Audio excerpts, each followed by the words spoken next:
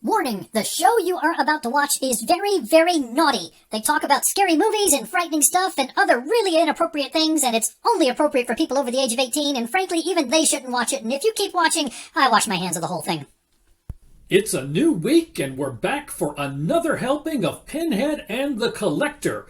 Tonight, we're going to follow up on last week's episode with a discussion about a couple of very fun horror movie sequels. It's all coming up on this episode of Spooky Tales with Steve the Cat.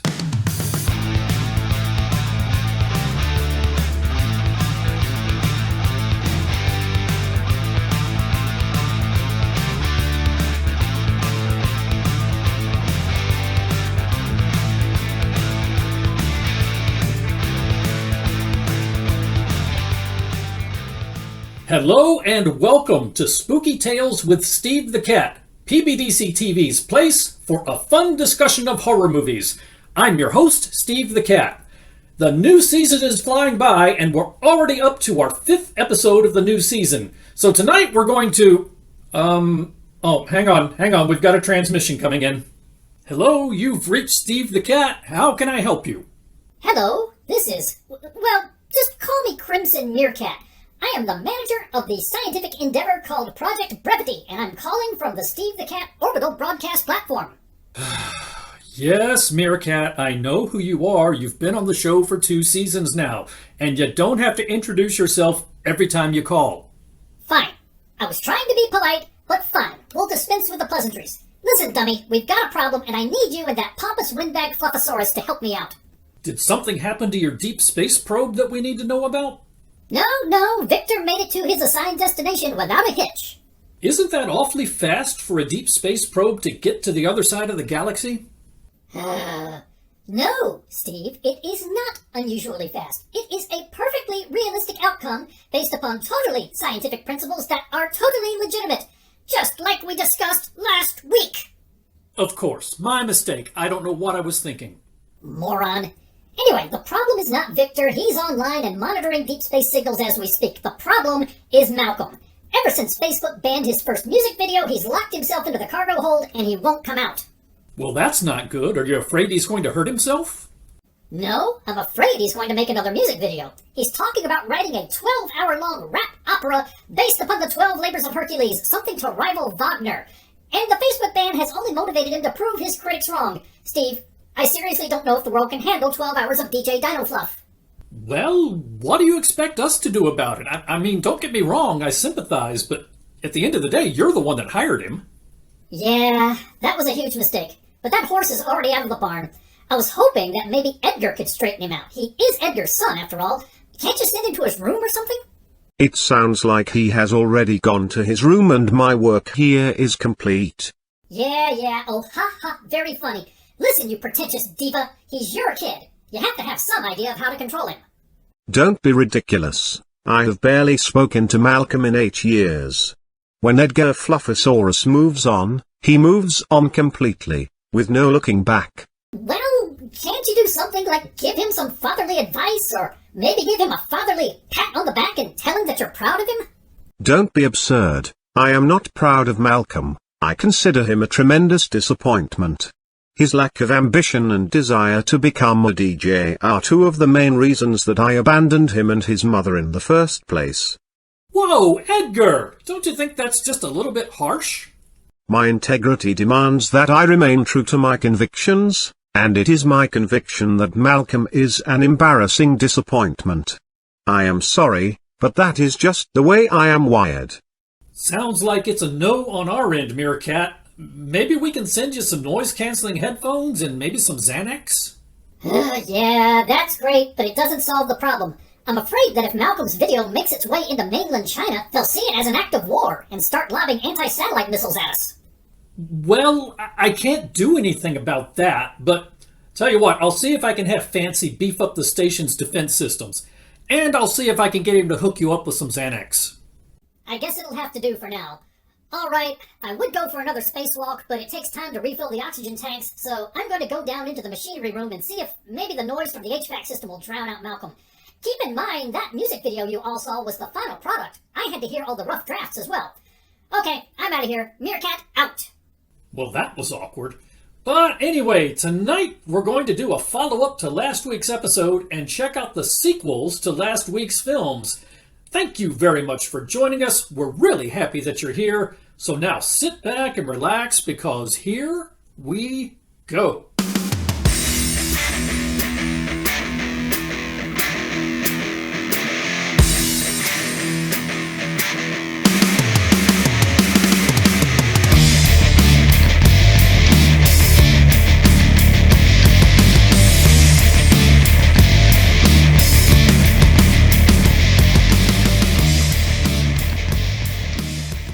And now it's time for Gwen's History Lesson, hosted by Gwenivere.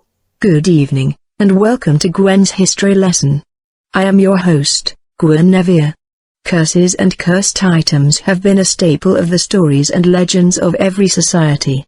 From Snow White's cursed apple, to the needle that cursed Sleeping Beauty, to the cursed doll Annabelle, to that cursed tiki idol that the Brady Bunch encountered when they traveled to Hawaii. Cursed items are part of the fabric of our collective history. Tonight's films explore the power of a cursed puzzle box and the demonic Cenobites summoned by the box. But this only scratches the surface of the subject of curses. One of the most unsettling aspects of curses and cursed items are the many different types of cursed puzzles, games, and toys that populate our world. Cursed items are found far more commonly in the realm of toys and games than they are in areas such as sporting goods, gardening, or air conditioning repair. Why are cursed puzzles and games so common, and what can we do to protect ourselves? Tonight we will discuss the topic of cursed puzzles and games with two different experts. Our first guest is a new contributor to our show for this season. Please welcome back psychic and expert on their supernatural, Lavender Harlequin. Mr. Harlequin, what can you tell us about the popularity of cursed puzzles and games? Salutations and good chakras, Gwenivere, and thank you for having me back on your show. Of course, my psychic gift told me that you would have me back long before it happened, but I still acted surprised as a courtesy to the rest of you. The subject of curses and cursed items is a fascinating one. Once I learned that I would be coming onto your show to discuss this subject, I used my psychic gift to revert to my astral form and open myself up to the universe, which allowed me to bathe in the collective consciousness of creation and pursue this question more thoroughly. What I discovered is that demons and dark wizards, who are responsible for most of the cursed items that we encounter in everyday life, gravitate towards games and puzzles as a manifestation of their unconscious desire to return to their childhood, a yearning for a simpler time, uncomplicated by traffic jams and tax forms and court-ordered rehabilitation programs. So cursed games and puzzles represent a kind of unconscious cry for help from the demon community. That is fascinating. Yes, Gwenivere, that is exactly right. It is an unconscious yearning, an expression of the decentralized frustration of the collective demon community over their unmet desires. This may not be apparent to the layperson, but it is quite obvious to me because of my gift. The collective frustration of the demon community creates a psychic resonance that is quite distinctive. Mr. Harlequin, thank you very much for your interesting and insightful commentary on a fascinating topic. And now, to provide some insight from the demon community on this subject, we will hear from our associate producer, Fancy the demonically possessed animatronic. Fancy, would you say that Mr. Harlequin's assessment of the demon community is accurate, or do you have a different perspective? Hi. This is Carl. I'm the head writer for this show, and I'm not gonna lie, I'm kind of confused. Fancy's in a conference call with headquarters, discussing the budget, so he asked me to sit in on this for him. I have no idea what this... Are we on the air? What are we talking about? Cal, we're discussing the ubiquitousness of cursed games, puzzles, and toys. Can you provide some insight on that subject? You mean insights like cursed items are things you see in movies and they don't actually exist? That is a very simplistic and closed-minded formulation. Do you not take the subject of curses seriously? As a general rule, no. I mean, yeah, if cursed puzzles and toys did exist, I would assume demons make them because they're trying to trick people into handling them as a way of activating the curse, and toys make better bait than something like, a demonically enchanted torque wrench. So I wouldn't overthink it. and I wouldn't stress out too much about demonic inner children or the universe's psychic resonance.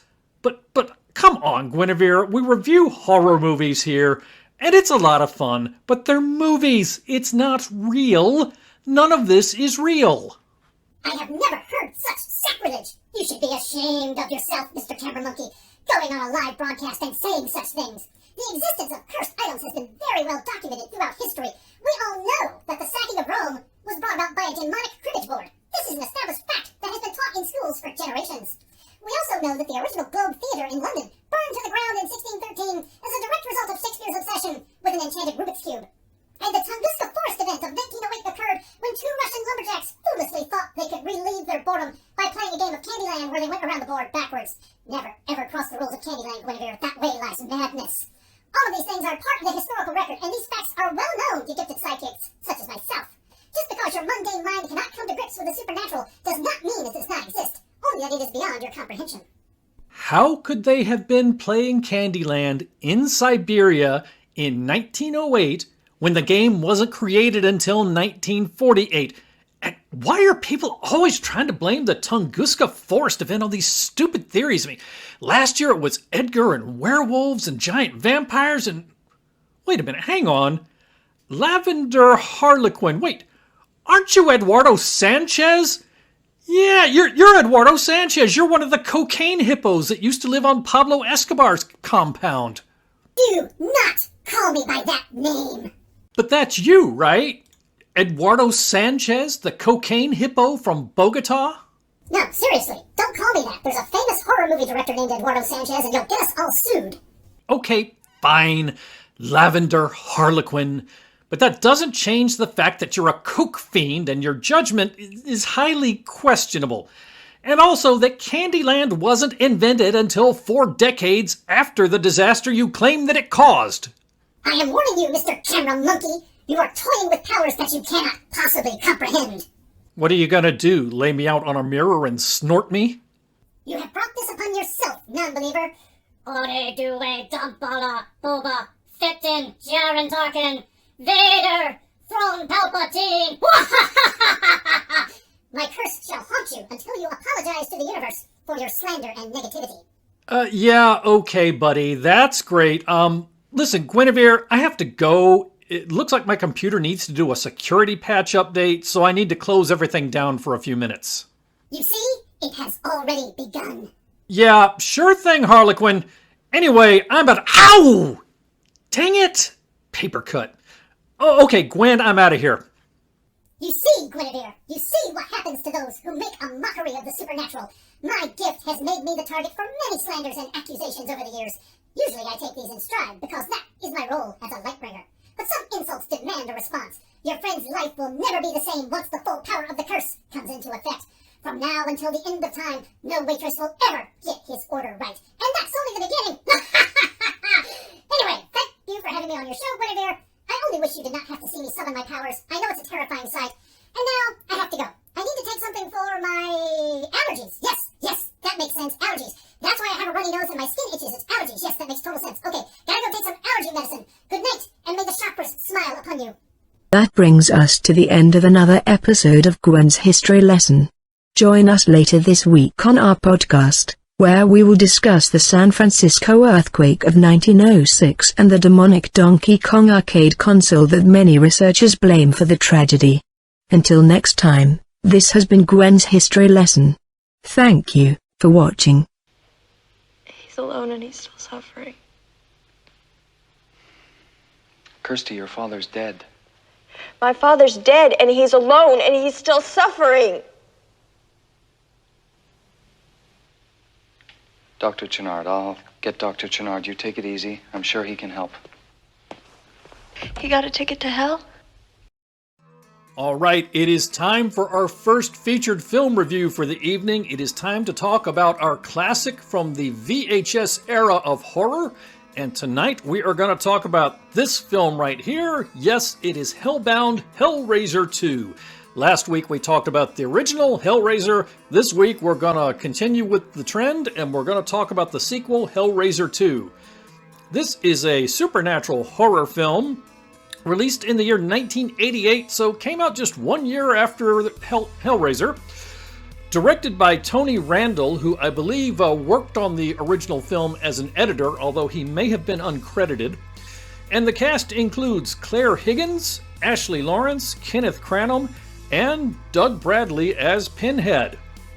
Let's get into setting your expectations for this film. So, if you're going to watch this film, what you should expect is a dark, supernatural body horror film combining a dread-filled atmosphere with a lot of blood and gore. And it goes farther than its predecessor. So like we talked about last week, when you see the term body horror, know that means that you're going to see lots of grotesque and or weird things done to the human body as part of the film. So there's probably going to be lots of practical special effects where strange things are done to the human body. We'll talk in a minute about how this film goes farther than its predecessor. If you liked the original Hellraiser, you should like Hellraiser 2. If you liked Event Horizon, you should like Hellraiser 2. And once again, I have thrown in here A Nightmare on Elm Street. Now, A Nightmare on Elm Street is a little less dark and a little more campy than the Hellraiser franchise, but particularly for Hellraiser 2 versus the Nightmare on Elm Street franchise, they have a good bit in common because some of the Hellraiser 2 takes place on the other side of the portal in the Hell Dimension, and it's kind of got a dreamscape feel to it, similar to some of the settings from A Nightmare on Elm Street. So that's why I listed that there. Not necessarily similar in terms of tone. Nightmare on Elm Street was more, a little bit tongue-in-cheek and a little bit more for teenagers. Hellraiser, just dark all around. So, let's get into calibrating your expectations for this film. This is the scale we use every week. On the far left side of the scale, we have very campy films such as Jason X. On the far right side of the scale, we have very serious films such as The Silence of the Lambs. This scale is not a measure of the quality of the film. This scale is an indicator of what your mindset needs to be going into the film in order to maximize your enjoyment, because if you go into a campy film expecting something serious, it's going to ruin the movie for you. And vice versa. If you go into a serious film expecting it to be campy, it's going to ruin it for you. So you need to know what you're in for before watching the film. Hellraiser 2, very serious film.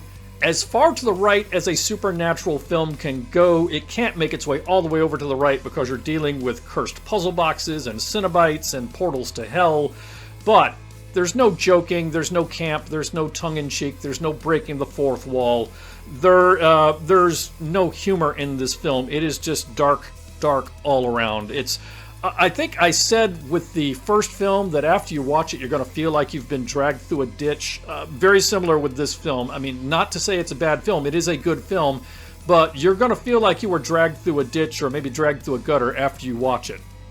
So let's get into the vocabulary lesson for this film before we go any farther. Now, as always, the vocabulary lesson is the part of the show where we discuss new and innovative words and phrases in an effort to stay ahead of social media bots and algorithms that would otherwise try to ban our conversation. We've got 2 words for this film. First word is death snogging. What is death snogging? Well, that is a noun referring to the act in a horror film of a villain seducing another character and then sucking out that character's life force through kissing. It's been done a variety of different ways in a variety of horror movies over the decades, so it needs its own name. And second term, corn husking. This is a noun that refers to the action of removing a character's skin in its entirety, analogous to shucking an ear of corn. So being flayed from head to toe all at once with the skin coming off in its entirety is corn husking. So very much like shucking an ear of corn. Anyway, these are your vocabulary words for this film. Please keep these terms in mind. They will become important later in the episode. Let's get into a film summary for this film. So, as this film opens, we are after the events of the original Hellraiser, and Larry's daughter Kirsty, who was the sole survivor of the first film, is in a psychiatric hospital. She's under the care of someone called Dr. Channard. So, Kirsty's doctor, Dr. Channard, is secretly obsessed with the cursed puzzle boxes and the world that lies beyond. Kirsty does not know this, but he's creepy and he's interested in learning more about the puzzle boxes. Dr. Channard sacrifices several of his patients and uses their blood to resurrect Julia. much in the same way Julia brought back Frank in the first film. Dr. Channard uses patient Tiffany, who's kind of a savant who does not speak but excels at puzzles, to open the puzzle box. And then once it's open, he, Julia, and Tiffany then venture into the other world, which is a hell dimension, and it's very much like a labyrinth. Kirsty follows the three to hell into the labyrinth, intent upon rescuing Tiffany, who's done nothing wrong, and bringing her father back, who she believes is trapped in hell. Now, little does Dr. Channard know about the plans Julia and Leviathan, who is the god of the labyrinth, have in store for him. So what does that involve? Well, that brings us to our villain profile. So our villain for this film, we're going to talk about Dr. Channard. There you see him, along with Julia. Julia nice wrapped up in bandages because she's still skinless at this point in the film, which frankly, this is the most attractive Julia has ever looked. He is of the evil psychiatrist turned Cenobite class. There you see him after being converted into a Cenobite. Dr. Channard has a number of Cenobite powers that are difficult to describe, including snake-like finger appendages that sprout surgical tools. It's pretty hard for me to describe. You have to imagine snakes crossed with surgical tools. It's not exactly organic looking, but it's not exactly mechanical looking either. It's just creepy. And his signature weapon are these various demonic surgical tools, many of which have rotary features. So let's get into the things I liked about this film. Right off the bat, the story builds upon the first film instead of repeating it, and that is something I liked about both of the films we're going to discuss this evening, Hellraiser 2 and the collection sequels to the two films we did last week. Both of them build upon the first film and do a different kind of story instead of simply repeating the first film, which is the Achilles heel of so many sequels. This story is even more interesting than the original, at least in my opinion. It provides an original and interesting take upon hell. So instead of lakes of fire and flames everywhere, you have this dark, disturbing labyrinth. Leviathan looks kind of like a cross between the Eye of Sauron from Lord of the Rings and a lighthouse, but instead of projecting light, it's projecting a beam of darkness. It's really cool. You learn more about the Cenobites and their origins in this film. The final act of the film is more action-filled and over-the-top than the previous film. Now, I saw that as a plus, not so much because I really am into over-the-top action, but just I thought it was a welcome change versus the first film, which was very dark, and it was very good, and it was very intelligent, but it was also kind of slow.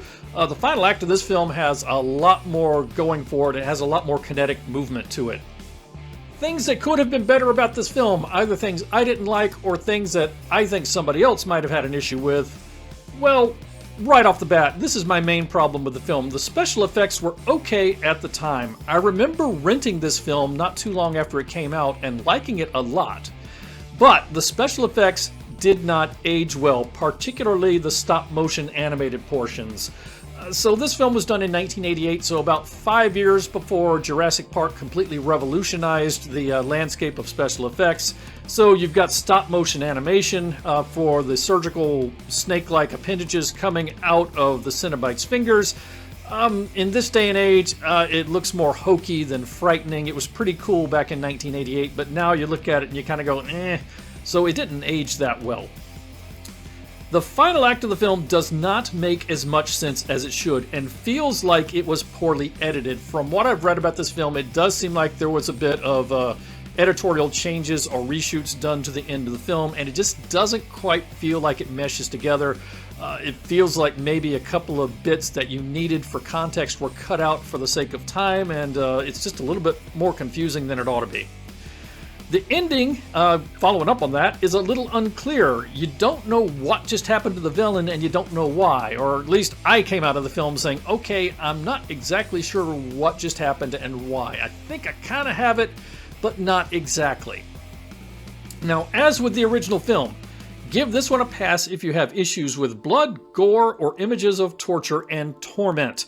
Not a happy film. Not a film for the faint of heart. If that's not your thing, just don't watch the film. And finally, this was an issue maybe more for me than for other people, but in Hellraiser 2, we see that there is more than one puzzle box.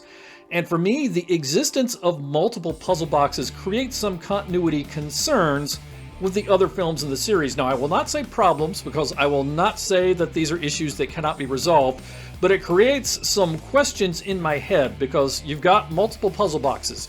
So why is Pinhead obsessed with this one particular puzzle box if there are many puzzle boxes that can open the portal to hell? So maybe different puzzle boxes open different portals to different hell dimensions. Okay, then why are chains like Pinhead's chains coming out of all of these boxes as people are opening them? I won't say a good writer cannot tie all of this together. A decent writer probably could tie all that together and resolve all my questions, but I came out of it just scratching my head a little more than I would have liked, and part of that is because I have seen some of the Hellraiser sequels after Part 2, and in later films you see the origin of the puzzle box, and I'm not sure how that meshes up with the existence of multiple puzzle boxes. I'm sure a good writer could sort it out, but it's one of those things that for me is a lingering question. Anyway, let's get into Steve's scorecard for this film. Kills, 14 plus many more off-screen. Bare breasts, 3 plus some special effects. You get to see skinless Julia's skinless boobs. Denogginings, you have 1. Instumpinatings, you have 1. Fish hookings, you have 3, and those are, of course, with the chains with hooks on the end that Pinhead is able to summon. Heart removals, 1. Yes, Julia pulls out a man's heart, literally. Death snoggings, you have 1. And corn huskings, you have 1. Oh, one more thing. Cenobite conversions, you have 1. And it is pretty spectacular. You get to see how a Cenobite is created, and it's pretty darn cool. Now, again, maybe the special effects did not age so well, but it's still pretty darn cool.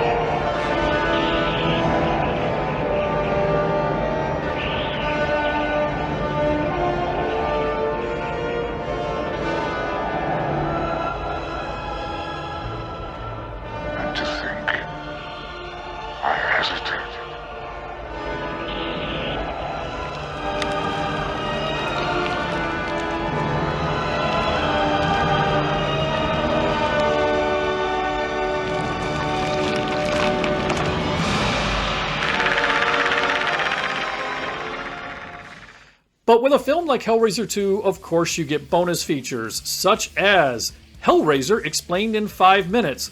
That alone makes the film worth watching. It gives you a good explanation of Hellraiser in the first 5 minutes. You will understand the Hellraiser film better after the first 5 minutes of Hellraiser 2 than you did after watching the entire film Hellraiser.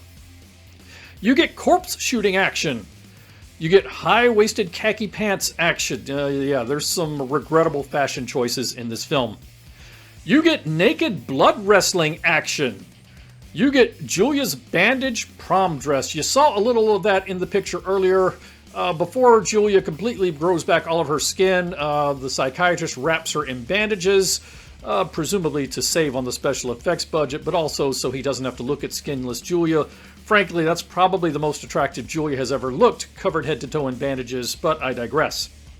You get skinless Julia snogging action, which I could have lived without. You get skinless Frank action. Yes, Frank is back and skinless again, just like in the first film. You get writhing naked sheet lady action. That's the thing that is tormenting Frank in hell. Writhing naked ladies underneath the sheets, but they vanish every time he gets close to them. So they tempt him, but he can never have them.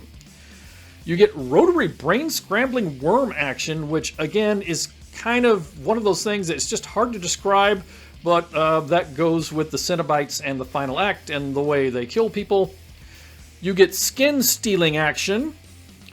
You get, why would anyone touch a creepy bloody mattress? It seems to me that that is not something you would have to tell people. You would not have to say, hey, don't touch that creepy bloody mattress. That doesn't seem like something that a person would be curious about and go and start poking at.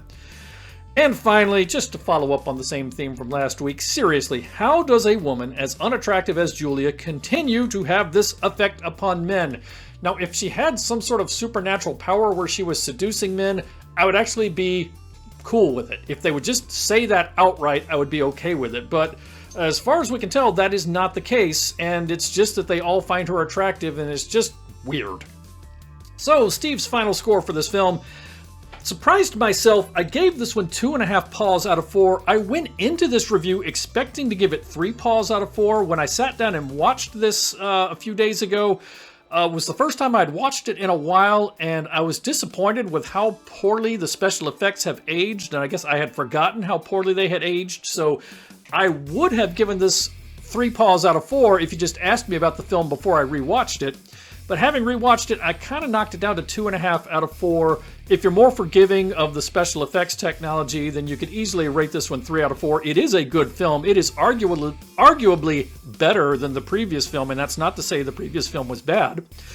It is more ambitious and even more inventive than the first Hellraiser film, but hampered by poor editing and special effects that did not age well. It is a worthy and entertaining follow-up to the original, possibly better than the original. Now, that is a matter of taste. Some people will disagree with that assessment. Some people will agree with that assessment. There are no wrong opinions on this particular question. Whichever one you like is the one you like. But they are both good. They are both worth watching. They are two different films, and it's good that the second film is not so much of a drop-off. That it's good enough that you could actually say that it might be better than the predecessor. So, Hellraiser 2, film I recommend. And that is Steve's final score for Hellraiser 2. And now a word from our benevolent overlords at PBDCtv, your nightly heartbeat of horror.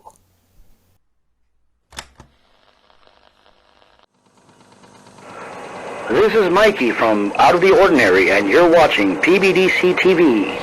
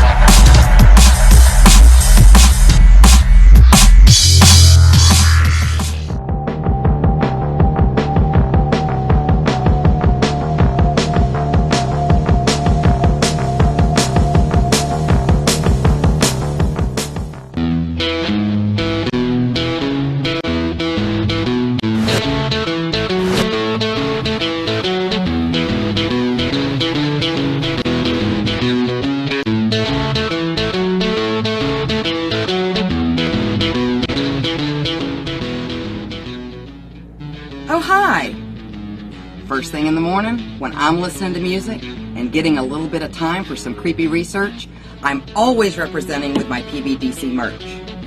What a better way to have a cup of coffee in the morning.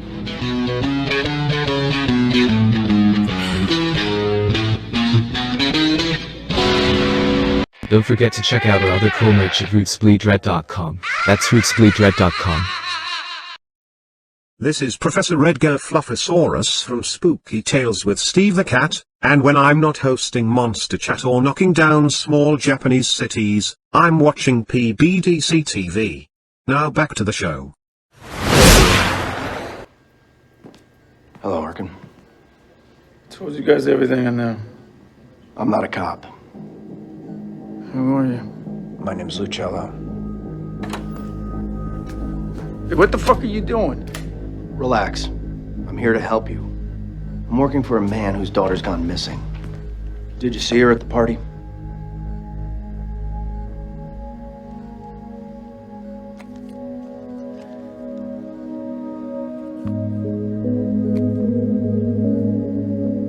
Yeah.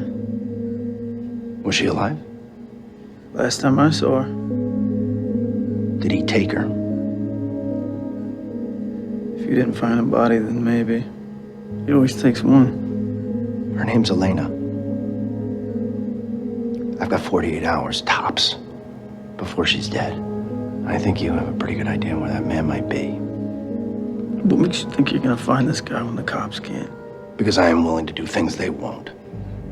I've assembled a team and we are gonna find him and kill him.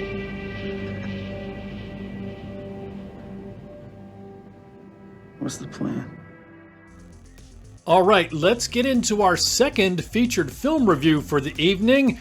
We are going to talk about this film right here called The Collection. This is the sequel to The Collector, which we discussed last week.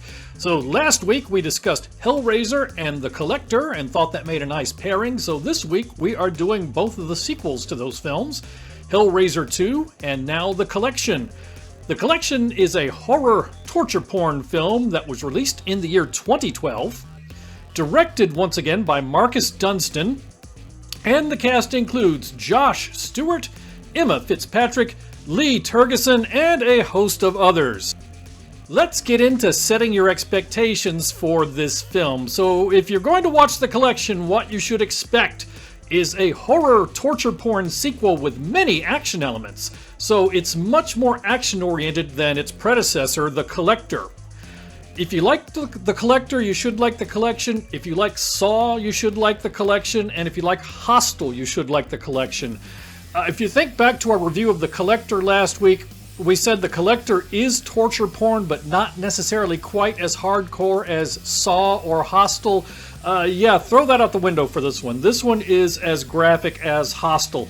Maybe not as cruel, but definitely as gory and graphic. So less intellectual tension and suspense in this film and more just straight up horror and gore. So here's the scale we like to use when calibrating people's sights before they go see a film. On the far left side of the scale we have very campy films such as Jason X. On the far right side of the scale we have very serious films such as The Silence of the Lambs. As always, this scale is not an estimation of the quality of the film. The scale is an indicator of what your mindset needs to be going into the film in order to maximize your enjoyment, because if you go into a campy movie expecting a serious movie or vice versa, it's going to mess up your enjoyment of the film. The Collection, over to the right, not quite as far to the right as The Collector, just simply because it's more over the top and therefore there's greater suspension of disbelief. It's a little more of, hey, look at all the wicked traps and all the blood and gore. But at the same time, it certainly is not a campy film, it is not a comedy, it is not a happy film. So go into it with a serious mindset, but it requires a little more suspension of disbelief, and it's just a little more unrealistic than The Collector. So before we go any farther, we need to do the vocabulary lesson for this film. Now, once again, the vocabulary lesson is the part of the show where we discuss new and innovative words and phrases in an effort to stay ahead of social media bots and algorithms that would otherwise try to ban our conversation. Two terms for this film. The first term is bumper cropping. Bumper cropping? What the heck is bumper cropping? Well, bumper cropping is a noun that refers to the action of converting a character into a liquid or slurry-like state through the use of motorized farming machinery such as a harvesting combine. Now, that sounds very similar to a term we learned a long time ago on this show called instuinating, where a machine is used to convert a person into a liquid or slurry-like state. Now, there is a grammatical difference between instuinating and bumper cropping. It's subtle. It's easiest to understand this way. Bumper cropping typically involves bringing the machine to the character, as opposed to instuinating, which brings the character to the machine. So if a harvesting combine runs down a person, that's bumper cropping. If somebody gets thrown into a branch chipper, which is stationary, it's instuinating. So it's kind of like brought with versus brought to. Bumper cropping versus instuinating depends upon whether the machine is coming to the victim or the victim is coming to the machine. Second term, lemon juicing. Lemon juicing is yet another variation on instuinating. This is a noun that refers to the action of converting a character into a liquid or slurry-like state through the combined application of mechanical compression and a strainer. So it is a subset of instuinating. And you look at these two terms and you get the impression that a lot of people are going to get converted to a liquid or slurry-like state in this film, and you would not be wrong. Remember when I said this film is more straight-up gory than the last film? Yeah, this should be an indicator. So let's get into a film summary. This is a sequel to The Collector, which picks up a few weeks after the original film. In this film, word has begun to spread on the news about the unidentified collector's many, many crimes, and he is still at large. So, has killed or kidnapped a lot of people, still at large, massive manhunt going on. Attending an underground warehouse rave with her friends, college girl Elena catches her boyfriend with another woman. Boo hiss. So heartbroken, Elena flees the dance floor for an isolated room inside the building, where she finds a large red chest, which those of us who saw the previous film will immediately recognize and say, oh my god, get out of the building. But Elena doesn't know that. So Elena opens the chest, and out tumbles Arkin, the protagonist from The Collector, who ended the film being locked up inside the trunk. And this triggers a number of ingenious traps throughout the building where the rave is being staged. The Collector appears in the chaos and kidnaps Elena, and Elena's wealthy father then employs Arkin and a team of mercenaries to find the Collector's hideout and rescue Elena. So Elena at least has that going for her, that her father is obscenely rich and willing to shell out for mercenaries to track her down and rescue her. So, that brings us to the villain profile, same villain we talked about last week. His name is The Collector. There he is right there. And there you see him with one of his victims. The Collector, of course, is of the serial killer class and the ingenious trap variety. His special powers, as we discussed last week, are stealth, proficiency with knives, and the ability to devise and install ingenious deadly traps. And in this film, we also discover that he has an unsettling knowledge of anatomy and biology. And as before, his signature weapon, or if you prefer his signature technique, is the use of ingenious traps to kill everyone in the house or building but one, whom he keeps for his collection. This film gives you a better idea of what he does with the people that he keeps for his collection. So if you are wondering about that after the first film, this film gives you a better idea. Let's get into the things that I liked about this film. I will say right off the bat, I did like this film. Not quite as much as The Collector, but it's difficult for a sequel to surpass its predecessor. I would say it's as good as I would have possibly expected a sequel to The Collector to be. So right off the bat, this film has good production values. It looks good on screen. It does not feel cheap. It does not feel low budget.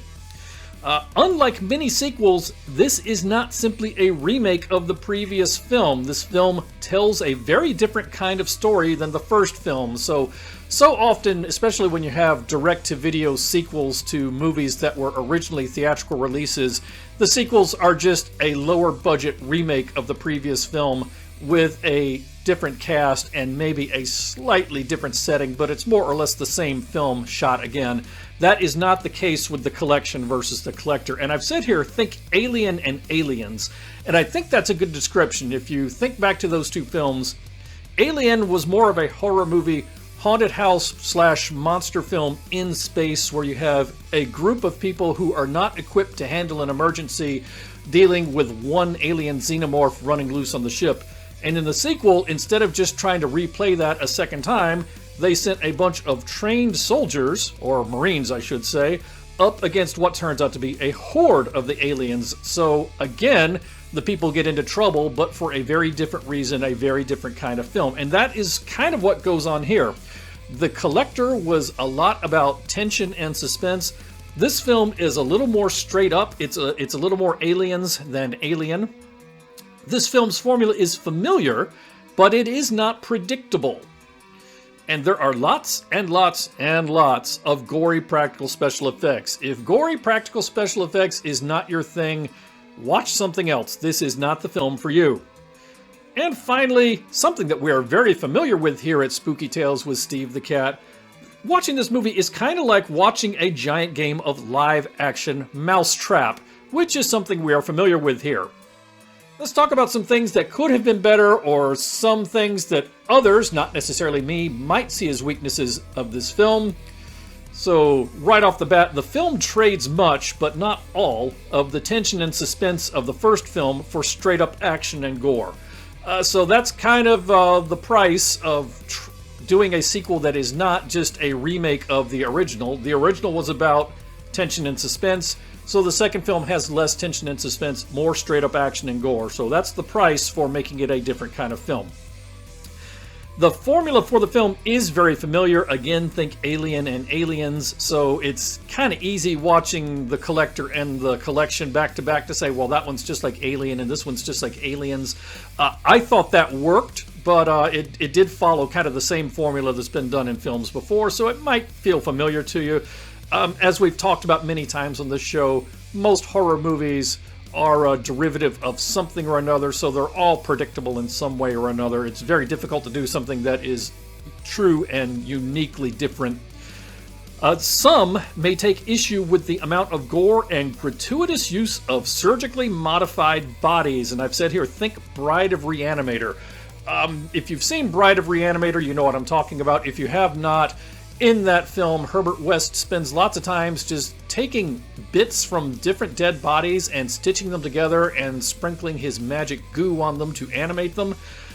In this film, they're not animated, but the Collector has taken lots of bodies and pieces from them and stitched them together to make new creations. It's kind of gross if that's not your sort of thing. And finally, just to repeat a point I've made earlier, if you cannot handle torture porn and or gore, give this one a pass. Just say, the joke's not for me, this movie's not for me, and watch something else. Do not watch this film if you don't like torture porn or don't like gore, and then get upset and say it's a bad film. No, that's on you. You were warned and you watched it anyway. If that's not your kind of thing, don't watch this film. It wasn't meant for you. If you don't like Chinese food, don't go to a Chinese restaurant. Don't eat at a Chinese restaurant and then complain that the food is bad. So let's go to Steve's scorecard for this film. Kills, 22 estimated, including dogs, plus many, many, many more from not one but two different mass casualty events. It would not surprise me if the total kill count for this film was over 100.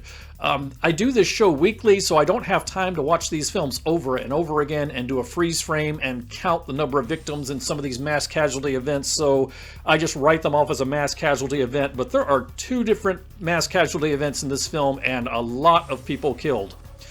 Bare breasts, a couple of asterisks. Technically there's none. There are maybe some special effects bare breasts on the dead bodies. I'm not going to get into counting that stuff. I'm sorry, guys. That's a line that I'm not going to cross. Double crosses. There is one.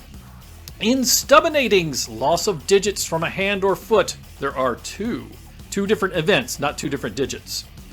M80ings. Yes, you will see two different victims go kaboom in this film. In Fuegoinatings, you will see one person set ablaze in this film. giant fish hookings. 1. So in The Collector, Arkin O'Brien ran into a trap that was full of regular-sized fish hooks hanging from lines, so they got hung up in his skin.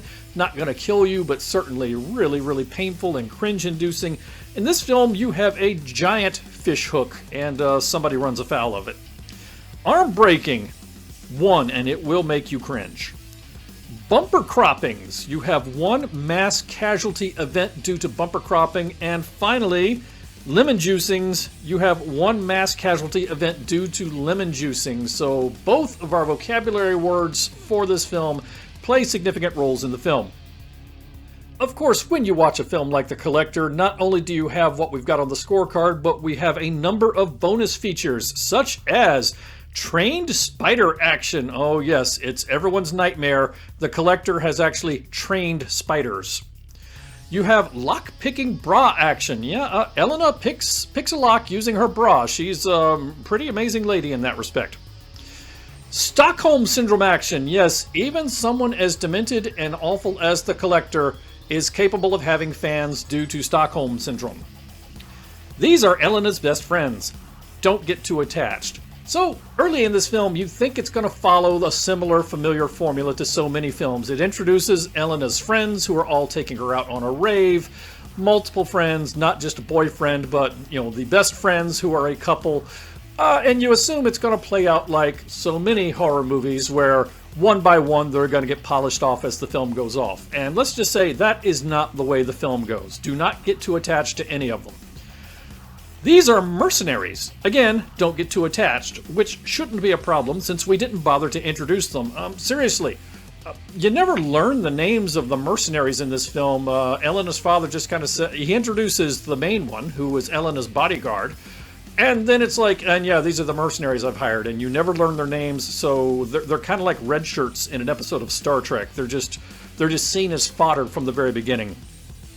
You have unhealthy bodyguard infatuation action, and I do not mean infatuation with an unhealthy bodyguard.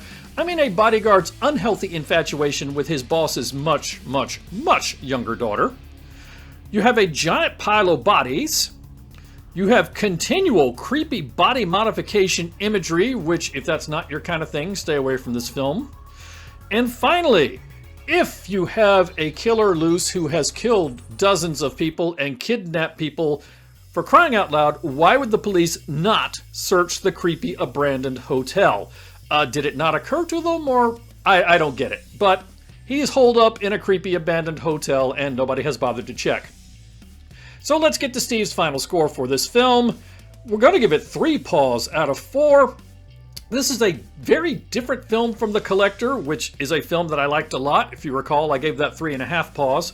But The Collection is still very enjoyable. It trades some tension and suspense for more action and gore, which I was okay with because it avoids just becoming a repeat of the previous film.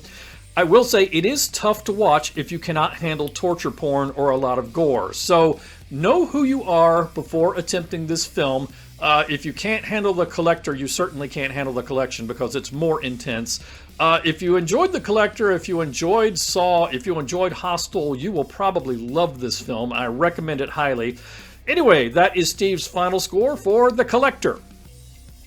We've reached the end of another episode of Spooky Tales with Steve the Cat, but before we go, once again, we're going to take a few minutes to talk about some other things we watched this week. Now, as we have started doing this season, we're going to make this a team effort. We're going to have several people talk about what they watched this week. I'm going to go first. This is Steve the Cat, and this week I watched a film called Babysitter Must Die. Babysitter Must Die is a film about a young lady named Josie. Josie is an upstanding young woman. She is studying preschool education. She works as a summer camp counselor every summer, and she babysits. The reality is, Josie has never quite grown up. Josie is much more comfortable around kids than around people her own age. She still kind of dresses like a middle schooler. She still kind of wears her hair like a middle schooler. So she's happy to take a babysitting job rather than attend a big college party on Christmas Eve. Of course, things go awry. Josie's resourcefulness is put to the test when the home is invaded by a group of cultists. Yes, a group of cultists. Apparently, there is a supernatural artifact hidden inside the house that the cultists need, plus the cultists want the little girl as part of their ritual, and it's up to Josie to save the day. Now, this is a PG-13, or if you prefer, TV-14 kind of film. Now, viewed within that context, it is pretty good. It is, not the most outstanding slasher film you've ever seen, because obviously a PG-13 film is not going to be able to compete with something like Halloween or Friday the 13th. That said, it is a pretty good film. It is lighthearted without being an absolute comedy, but it doesn't take itself too seriously. It's kind of light. I've mentioned that it leaves a lot on the table for a potential sequel, and what I mean by that is it just seems like the director and the writer did a lot more world building than would be necessary just to do one film. So it seems like they intend to maybe make several films in this cinematic universe. So we'll see how that goes. But Babysitter Must Die, I found it free with ads on Tubi. And now we're going to hear from a new contributor for today. We're going to hear from Channel 9's Randall Barkington III. Good evening. This is Randall Barkington III from Channel 9 News, here to review films for Spooky Tales with Steve the Cat. This week, I watched a film called Evil Things. In this film, 5 New York City college students leave the city for a weekend birthday celebration at a family cabin in the Catskill Mountains. As the group drives farther away from the city, another driver in a van begins intermittently harassing them, but ultimately leaves. As the 5 try to enjoy their time at the cabin, they begin to suspect that they are not alone. This is a found footage film. This was the first feature-length film from director Dominic Perez, and I would say that it is a perfectly middle-of-the-road found footage film. It's not great, it's not bad. You can certainly find better found footage films, you can certainly find worse found footage films. I will say that it is devoid of graphic violence or nudity or anything that people would find offensive. So I would say you can do worse, but you can also do better. That is my review for Evil Things. Now we will hand the microphone over to Crimson Meerkat. I'm not going to do it. No, I'm not going to do it. Don't wave that contract at me. You know what? Fine. Good evening, everybody. This is, well, just call me Crimson Meerkat. I am a conspiracy enthusiast, and I am the manager of the scientific endeavor known as Project Brevity, which, as you well know, has a sponsorship arrangement with PBDCtv and Spooky Tales with Steve the Cat. This arrangement apparently contractually obligates me to review films for Spooky Tales with Steve the Cat from time to time, and I was not aware that they got to assign the film to me without my permission. So this week I was forced to watch a film called Killer Rack. In this film, office worker Betty is not taken seriously at work and is ignored in life. Why? Well, she blames her troubles on the fact that she was not blessed with, shall we say, bountiful real estate holdings. So, of course, she consults a doctor. Specifically, she consults a Dr. Kate Thulu. See, Thulu, get it? Ha ha ha ha ha ha ha. She consults this doctor about augmentation surgery to, shall we say, increase the size of her real estate holdings. Little does Betty know that her surgeon worships the Dark Ones and that her newfound assets will try to take over the world. Now, if you did not figure it out from that description, this is a horror comedy, actually a horror musical comedy, and it delivers exactly what you would expect a film named Killer Rack to deliver. I did not like this film, but many people will like this film. If you think you would enjoy a film called Killer Rack about killer real estate holdings, then I encourage you to watch it. If that does not sound like your sort of thing, I encourage you to avoid it. So I'm gonna go take a shower now. This is Crimson Meerkat signing off for other things we watched this week. Well, that brings us to the end of another episode of Spooky Tales with Steve the Cat. Thank you so much for joining us. We hope you enjoyed the show.